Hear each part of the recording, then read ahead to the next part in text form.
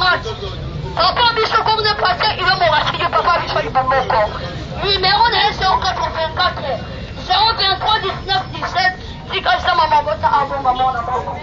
Frère, Yaga.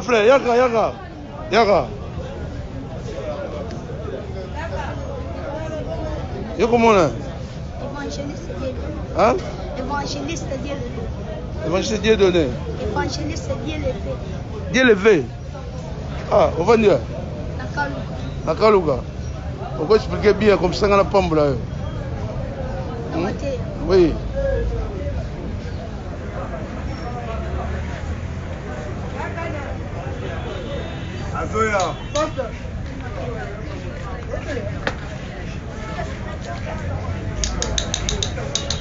Bien aimé, il est tout ça pour toi, tiens, que l'ensemble. Il est tout ça pour toi, on a comme ça. Mais ni ne savent pas ton carbone ensemble. Et tant que tu as su, tu as su qu'il y a 2000 bandes à jamais. Tiens, on a mis sur Eza où est-il, j'ai na soin. Sambe atie adana F na jardin.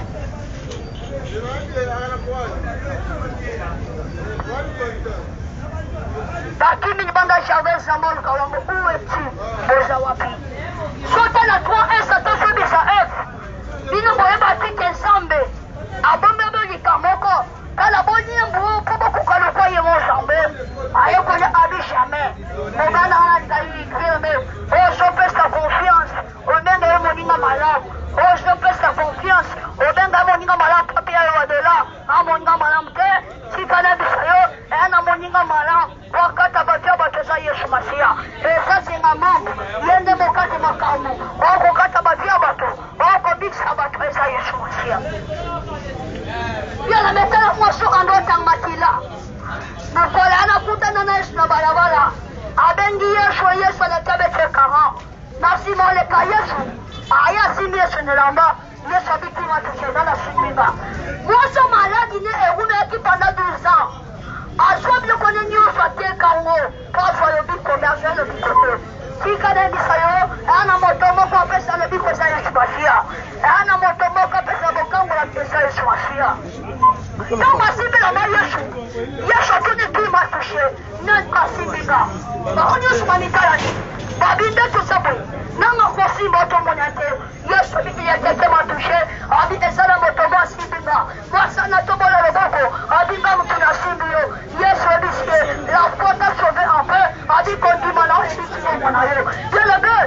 Sans quoi na Yesu. Tout est possible. La Bible dit tout est possible à celui qui compte pas. Et les bébés on dit mais comme dit que vous êtes intéressant. Dans 1 Corinthiens 3:16. Dans 1 Corinthiens 3:16.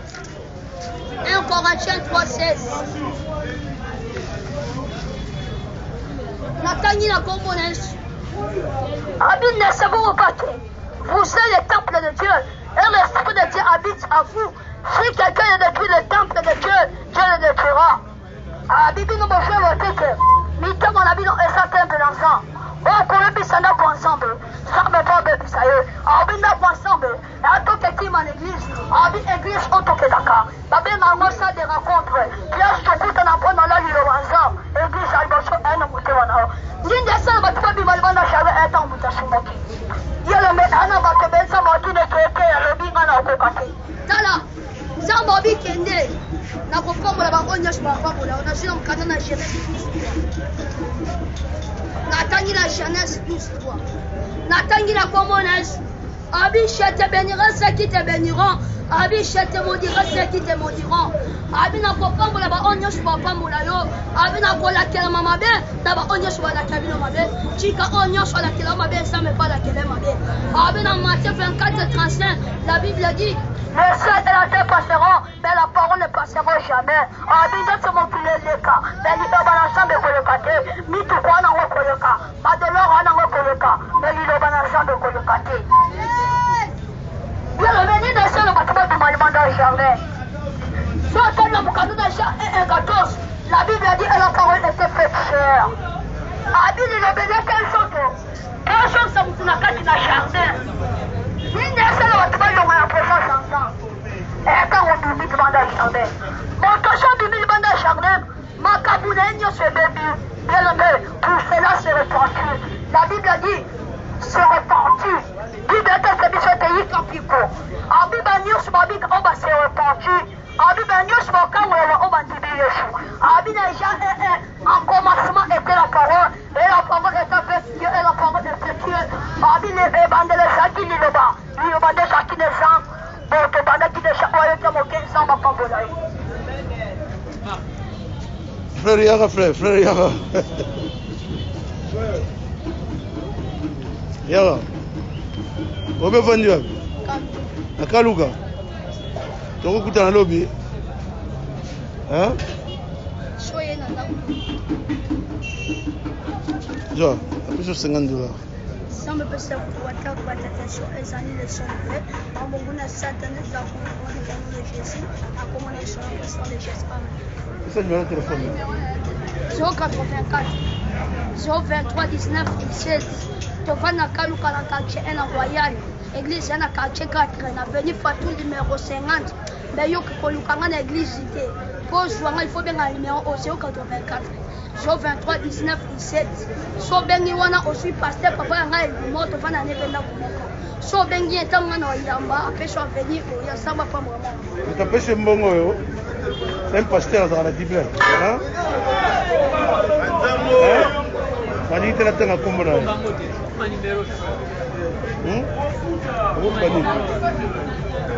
Tu pêché mbongo. C'est un pasteur moko. Hein? Mani tena tanga kumbona na ngopa mona. Bibieta sabiswato o pesa kaswaka. Mbelo kwa o pesi so pesi na godute o pesa melote. Ko bibieta sabiswate. So ke mota pesi na godute asene lo pamba. Pesa kana ko ndima po sana e pesa medayo. Na lo bana moto moko onions apamba linga. Na lo bana moto moko onions apamba linga. Bien me ko pombo na imate. Bien me so ko yima ko pesa na oke. To bibieta sabiswate. Ni pombo yo yime ko me pa zambete. Bien le métier quand même ça est na barrière. Ce qu'on peut savoir non il matala et le barrière en até. Dans la kayena Abel. Abel a tout même comme Abel et sous na barrière.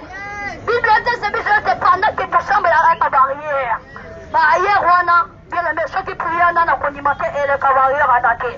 Ce qui me kana na condimenter et le barrière en até. Ya on a na moto moko onyo chope singa offrande.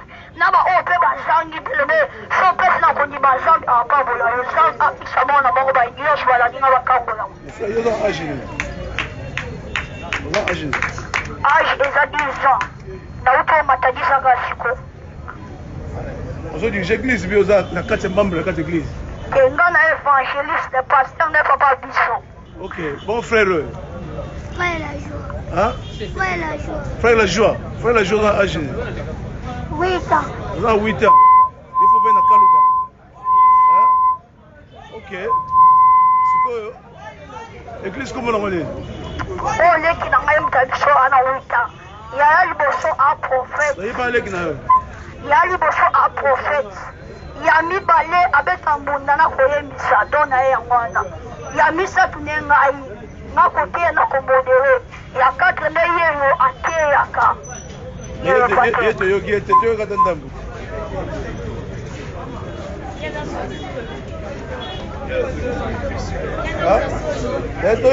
Frère, essaye le micro, frère,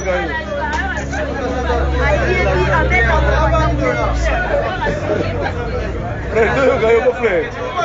Essaye.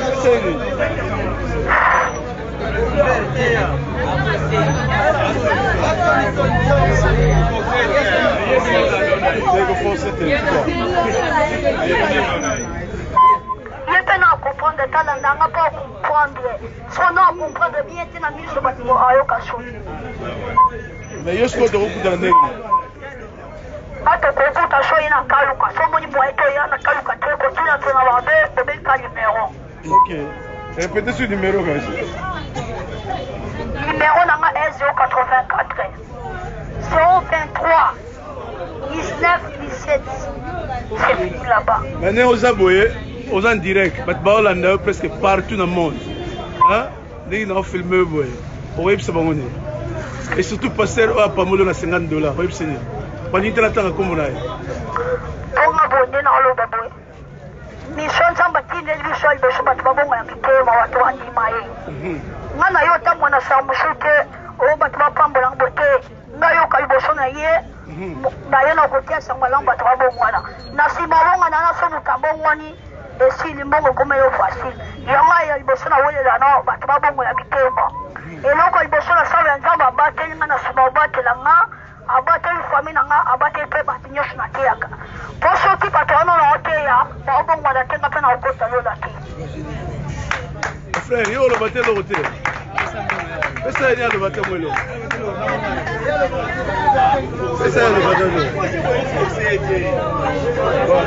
société mais soki tosala lobe mission tokozwa yo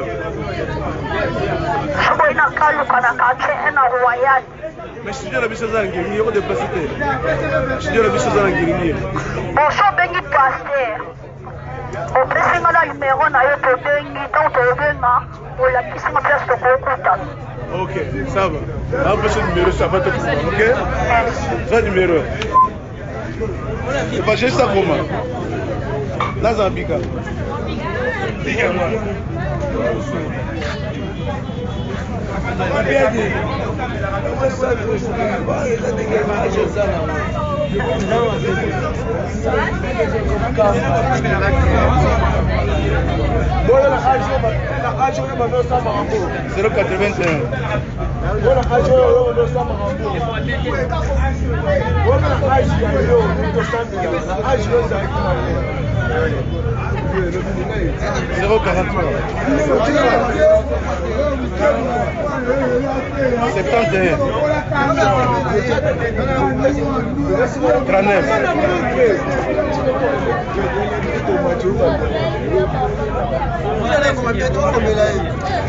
Ok. Comment papa Alpha?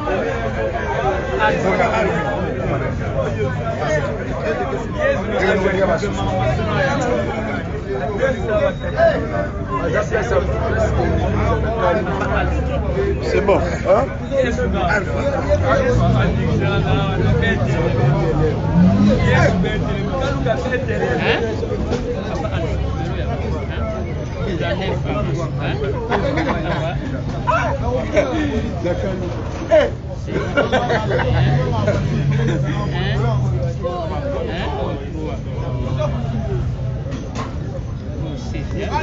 Ciao, ayo ça combien?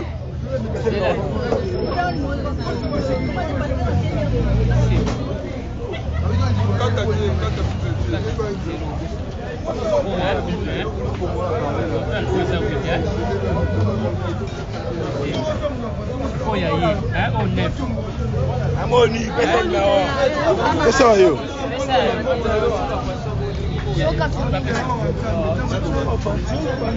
084 023 hein? 19 Ouais. 184 Cogita? À 17. Ok, c'est bon. Évangéliste Guy Levé. C'est bien. Évangéliste Dieu levé fort les gars de la mission, hein?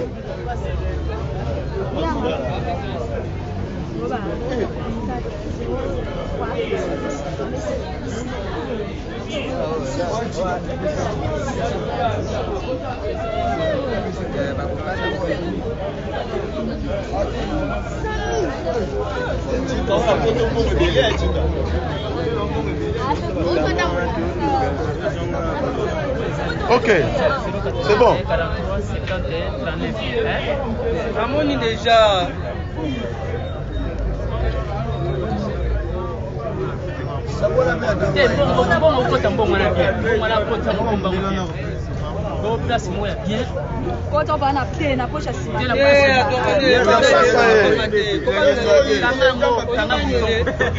Ok, c'est bon. Ok.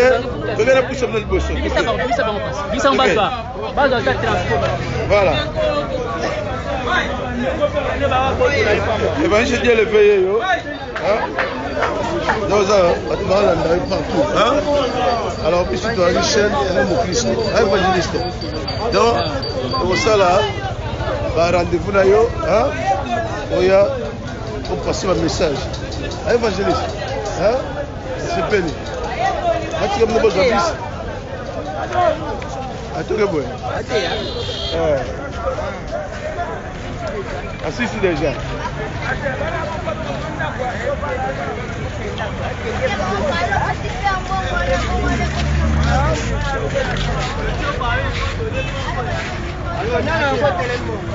Va mon téléphone. Manger c'est bien levé.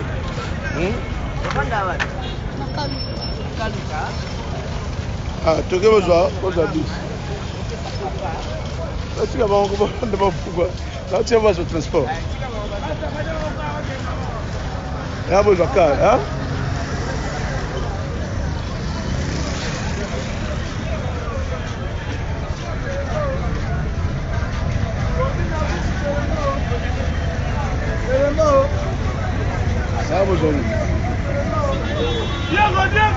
Alors, évangéliste, il y a le veillé, tout est dans Yaka.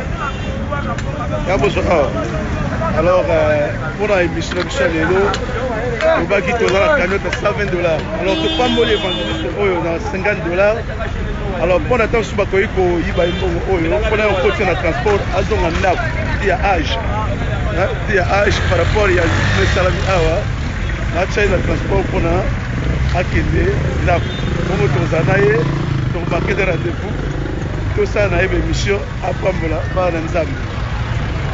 Tout ça, on a un bon an.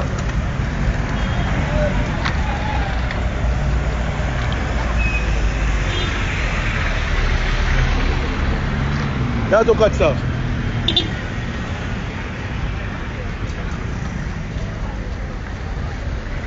Ben bon. Pourquoi ça moto? Moto t'es? Oh! Yaka, boya! Ah! Beaucoup de gens, hein? Comme ça, on a bien le lobby, hein? Lobby tout coûte, là, évangéliste. Hein? Rappelez, hein?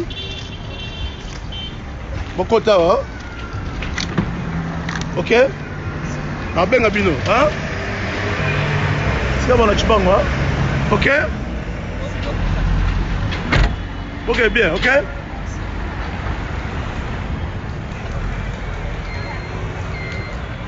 Voilà. Donc, quand on a été à Malbanzambe, il fallait que ça, la émission de Bishop, volume 11, le terrain de Bima, tellement j'étais touché.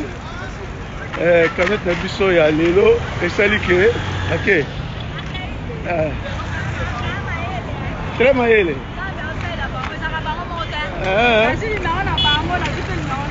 Ok, merci. Ok. Voilà. Donc, merci. Salut que frère Oyo, par rapport à Bénédiction Bazui, et comme moi, je suis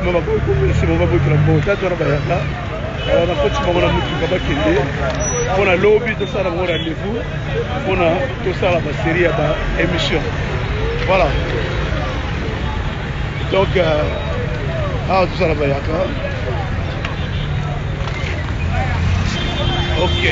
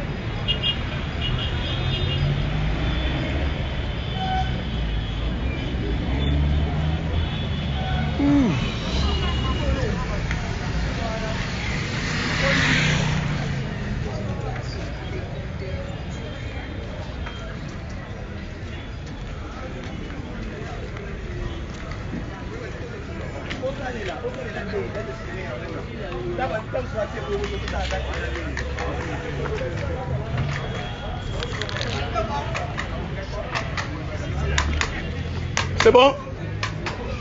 C'est bon, hein? Moi je suis. Ok, c'est là.